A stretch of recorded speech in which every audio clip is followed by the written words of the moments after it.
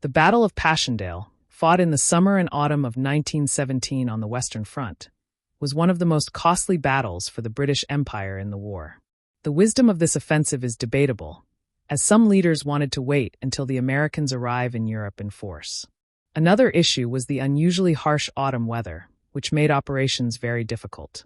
A British soldier and later writer, Alfred McLelland Burrage, describes his experience in the battle. A nucleus of about 120 men is being left behind as a peg on which to hang a new battalion if we should be completely chewed up. I imagine the married men with the longest families would be on the nucleus, but not a bit of it. There were in my company twin brothers who were only sons. Surely it would have been only fair to keep one of them back. The twin brothers were killed.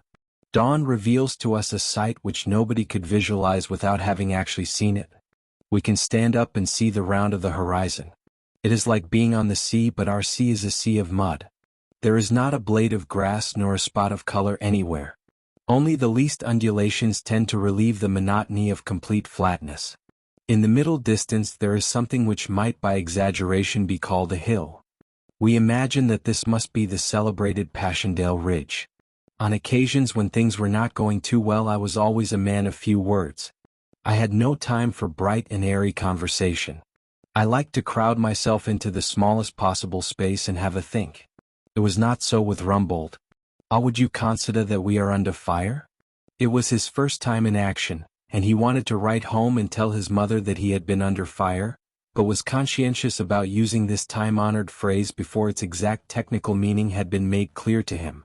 I did not at the time understand the psychology which had prompted the question.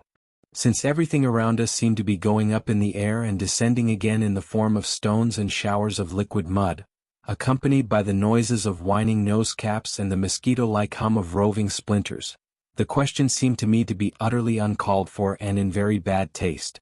"You stick your bloody fool's head up and you'll bloody soon see," I said. Rumbold subsided quite satisfied. He was under fire. We had already seen what had happened to the first ripple.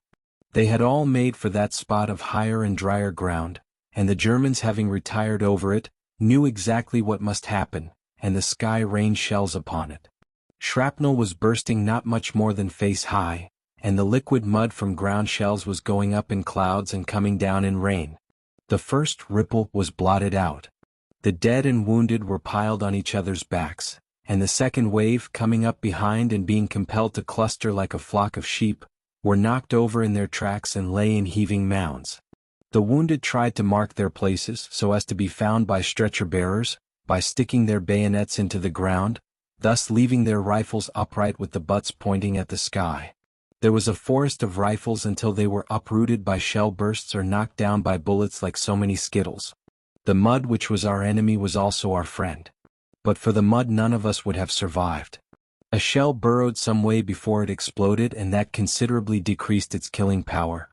Nothing had stood up and lived on the space of ground between ourselves and the pillbox 150 yards away. I saw a stretcher-bearer, his face a mask of blood, bending over a living corpse. He shouted to somebody and beckoned, and on the instant he crumpled and fell and went to meet his God. To do the enemy justice, I don't suppose for one moment that he was recognized as a stretcher-bearer. Another man, obviously off his head, wandered aimlessly for perhaps 90 seconds. Then his tin hat was tossed into the air like a spun coin and down he went. You could always tell when a man was shot dead. A wounded man always tried to break his own fall. A dead man generally fell forward, his balance tending in that direction, and he bent simultaneously at the knees, waist, neck and ankles. Several of our men, most of whom had first been wounded, were drowned in the mud and water. One very religious lad with pale blue watery eyes died the most appalling death. He was shot through the lower entrails, tumbled into the water of a deep shell hole, and drowned by inches, while the coldness of the water added further torture to his wound. Our siege of E. chaplain, who went over the top with us, the fine chap, was killed while trying to haul him out. A very old man of nearly 40 and a Boer War veteran, had been shot sideways through the seat of the trousers. He was in considerable pain but responded quite happily to badinage. I told him that he couldn't possibly show his honorable scars to his lady friends, and that he might find it difficult to convince the pretty nurses that he was facing the right direction when the bullet found him, I hate to report that his wound turned septic and he died very shortly afterwards in a casualty clearing station. D Company was lucky. It had lost only about half its men. I found a sergeant who was pained because I hadn't shaved. He told me to get into a shell hole, anyone would do, clean my rifle and shoot anyone who couldn't properly pronounce the consonant W. After the attack there were 18 left in his company.